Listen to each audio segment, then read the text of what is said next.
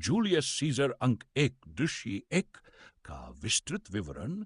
यह दृश्य रोम नगर की एक सड़क पर घटित होता है। यहाँ पर दो रोमन ट्रिब्यून फ्लेवियस और मैरुलस उपस्थित है। ये दोनों रोमन गणराज्य के अधिकारी हैं जो सीजर की बढ़ती लोकप्रियता और सत्ता से चिंतित हैं। दृश्य की शुरुआत सड़क पर बहुत से कारीगर और आम लोग अपने काम छोड़कर इकट्ठा हो रहे हैं। वे लोग उत्सव के माहौल में हैं क्योंकि सीजर ने हाल ही में पोम्पी को हराकर रोम लौटने का विजय जुलूस निकाला है। फ्लेवियस और मैरुलस देखते हैं कि लोग बिना किसी वजह के काम छोड़कर सीजर का स्वागत कर रहे हैं। वे एक मोची जूते बनाने वाला और दूसरे कारीगर से पूछते हैं कि वे यहां क्यों आए हैं और अपना काम क्यों नहीं कर रहे।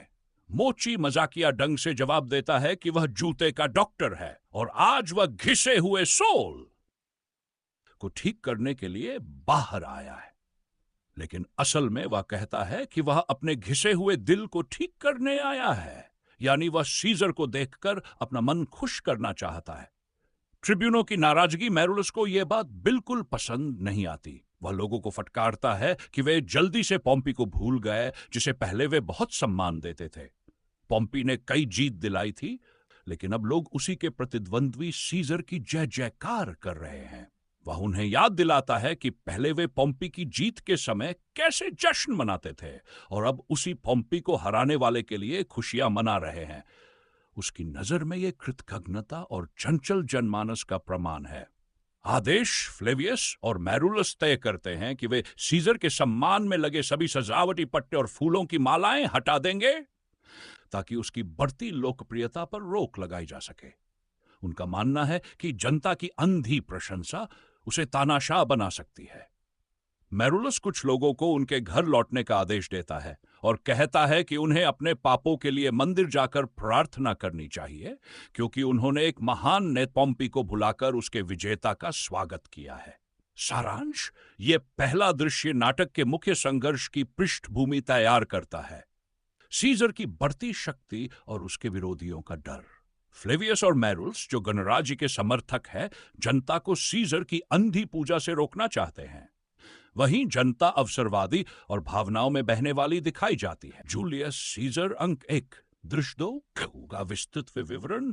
यह दृश्य रोम के एक सार्वजनिक स्थान पर घटित होता है जहां चारों तरफ भीड़, संगीत और उत्सव का माहौल है। यह लुपर्काल उत्सव का समय है, एक पुराना रोमन त्योहार जिसमें दौड़ और अनुष्ठान होते हैं। दृश्य की शुरुआत सीजर अपनी पत्नी कैल्पर्निया, मित्र मार्क एंटनी और कुछ अन्य लोग उत्सव में प्रवेश करते हैं। सीजर एंटनी से कहता है कि जब वह पवित्र दौड़ में भाग ले तो दौड़ते समय कैल्पर्निया को छू ले क्योंकि रोमन परंपरा के अनुसार इससे बांझपन का श्राप टूट सकता है और वह संतान पैदा कर सकती है। एंटनी सम्मानपूर्वक हामी भरता है। सोथसेयर की चेतावनी अचानक एक भविष्यवक्ता आगे आता है और ऊंची आवाज में कहता है, ओपन कोट, मार्च के 15वें दिन से सावधान रहो, beware the ides of March, close quote. Caesar रुककर उसे दोबारा कहने को कहता है। भविष्यवक्ता वही वाक्य दोहराता है। सीजर हंसते हुए कहता है कि यह आदमी पागल है और इसे नजरअंदाज करता है। फिर उत्सव की ओर बढ़ जाता है। षड्यंत्र की शुरुआत, भीड़ आगे बढ़ जाती है, लेकिन ब्रूटस और कैसियस पीछे रह जाते हैं। कैसियस ब्रूटस को याद दिलाता है कि हाल ही में वह कुछ चिंतित और उदास लग रहा है। ब्रूटस बताता है कि वह अपने निजी विचारों में उलझा है, लेकिन कैसियस उसका सच्चा मित्र है, इसलिए खुलकर बात कर सकता है। कैसियस बातचीत को सीजर की ओर मोड़ता है। वह कहता है कि सीजर अब लगभग राजा बन चुका है और अगर उसे पूरा अधिकार मिल गया तो वह तानाशाह बन जाएगा। कैसियस उदाहरण देता है कि सीजर भी एक साधारण मनुष्य है। वह भी बीमारी और थकान से ग्रस्त होता है, कभी कभी डर भी जाता है। फिर क्यों एक इंसान को देवता की तरह पूजना चाहिए और बाकी रोमवासी उसके अधीन हो जाएं? ब्रूटस का द्वंद्व। ब्रूटस कहता है कि वह सीजर का सम्मान करता है, लेकिन वह रोम की भलाई को अपनी निजी दोस्ती से ऊपर रखता है। अगर सीजर की शक्ति से गणराज्य को खतरा है तो उसे इस पर विचार करना होगा। सीजर की शंका उसी समय सीजर, एंटनी और अन्य लोग लौट आते हैं। ब्रूटस और कैसियस थोड़ा किनारे हो जाते हैं। सीजर एंटनी से कहता है कि उसे कैसियस पसंद नहीं, ओपन कोट, उसकी भूखी आंखें हैं, वह बहुत सोचता है, ऐसे लोग खतरनाक होते हैं, क्लोज कोट।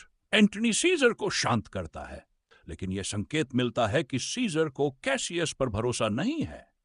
कास्का की खबर भीड़ छंटने के बाद कास्का आता है और ब्रूट्स वो कैसियस को बताता है कि लुपरकाल उत्सव के दौरान एंटनी ने सीजर को 3 बार ताजगुट पेश किया, लेकिन सीजर ने हर बार मना कर दिया। हालांकि वह थोड़ा दिखावा करता लगा, जैसे वह जनता की प्रतिक्रिया देख रहा हो। इसके बाद सीजर को मिर्गी का दौरा पड़ा और भीड़ में अफरा तफरी मच गई। कैसियस की योजना दृश्य के अंत में कैसियस निश्चय करता है कि वह ब्रूट्स को अपने पक्ष में लाएगा। वह योजना बनाता है कि वह ब्रूट्स के घर के पास झूठे पत्र डलवाएगा, जिनमें लिखा होगा कि रोमवासी सीजर की बढ़ती शक्ति से असंतुष्ट है और ब्रूट्स से उम्मीद करते हैं कि वह कदम उठाए। सारांश ये दृश्य नाटक की मुख्य साजिश की नींव रखता है। सीजर को भविष्यवाणी द्वारा चेतावनी दी जाती है, जिसे वह अनदेखा कर देता है। कैसियस ब्रूट्स के मन में सीजर के खिलाफ शंका के बीज बोता है। सीजर को अपने दुश्मनों का आभास है, लेकिन वह इसे गंभीरता से नहीं लेता। अगर आप चाहे तो मैं अंक 1 जूलियस सीजर अंक 1 दृश्य 3 एक्ट 1 विस्तृत विवरण। यह दृश्य रात के समय रोम की एक सड़क पर घटित होता है। आसमान में बिजली चमक रही है, गर्जन हो रहा है और तेज आंधी तूफान चल रहा है। वातावरण में अजीब भय और अशांति है। डरावना मौसम और कास्का का भय। कास्का प्रवेश करता है, वह डरा हुआ है। वह कहता है कि आज की रात बहुत अशुभ है। आकाश में बिजली की चमक लगातार हो रही है। उसने एक गुलाम को देखा जिसकी हथेली से आग की लपटें निकल रही थी, लेकिन वह जल नहीं रहा था। उसने एक शेर को रोम की सड़कों पर चलते देखा, लेकिन उसने किसी पे पर मंदिर में बैठे महिलाएं भय से चिल्ला रही थी, क्योंकि उन्होंने चलते फिरते भूत जैसे आकृतियों को देखा। कास्का मानता है कि यह सब संकेत है कि देवता मनुष्यों पर क्रोधित है और कोई बड़ी अनहोनी होने वाली है। कैसियस का साहस तभी कैसियस आता है। वह तूफान और बिजली के बीच बिल्कुल निडर खड़ा है। वह कहता है कि ये सारी विचित्र घटनाएं किसी असामान्य और खतरनाक स्थिति का संकेत है।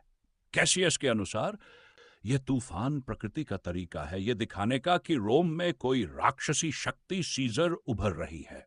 कैसियस कहता है कि अगर सीजर को राजा बनाया गया तो वह रोम के लिए तानाशाह और विनाशकारी होगा।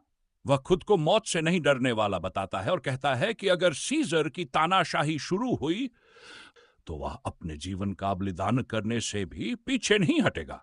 षड्यंत्र में कास्का की भागीदारी को समझाता है कि सीजर की बढ़ती ताकत को रोकना जरूरी है। वह बताता है कि अगले दिन सीजर को औपचारिक रूप से राजा घोषित किया जा सकता है। कैसियस कहता है कि यह रोम वासियों की स्वतंत्रता का अंत होगा।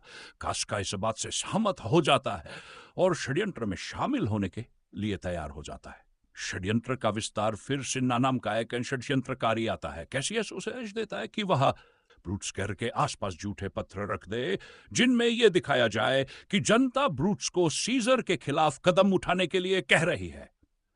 वे तय करते हैं कि सुबह होते ही वे सब ब्रूटस से मिलेंगे और उसे इस योजना का हिस्सा बनाएंगे, क्योंकि ब्रूट्स की छवि ईमानदार और सम्माननीय है।